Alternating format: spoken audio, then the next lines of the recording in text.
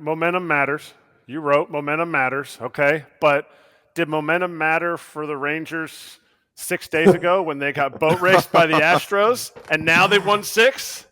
Well, Eric, thank you for reading, and I'm glad you pointed that out. The way I phrased it was momentum matters this time of year with a bullpen, the way Tampa Bay's bullpen is rolling. 34 straight innings without allowing an unearned run. But let's face it, that might have been not the best line I've ever had because we all know momentum is the next day's starting pitcher in baseball. And yeah, Texas, what they've done after going, I think it was 4-16, then they win two against the A's, and it's like, okay, great. Big deal, you beat the A's. And then they come into Toronto to play four.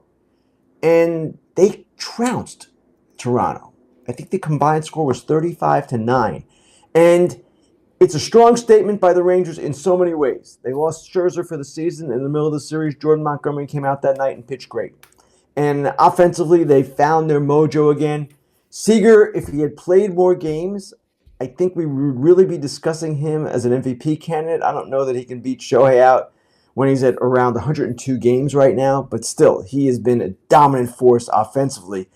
And in the Tampa Bay clubhouse last night, after the game, some of the players were talking about Seager, saying, hey, maybe he should be MVP. So that's where his status is within the sport right now among his peers.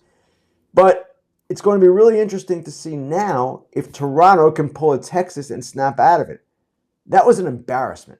That sweep happened at home, the biggest series of the season, and I just cannot figure out the Blue Jays like many other people in the sport. It's hard to understand what's going on here. They've got a tremendous pitching staff.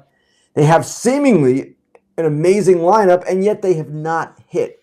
You go right down the line, Bo Bichette is about the only one of their bigger players who you could say is having the kind of year you would expect.